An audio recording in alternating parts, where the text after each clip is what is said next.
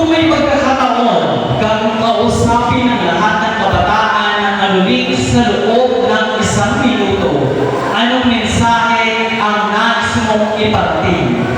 Kung may pagkakataon kang kausapin ng lahat ng kabataan ng alulig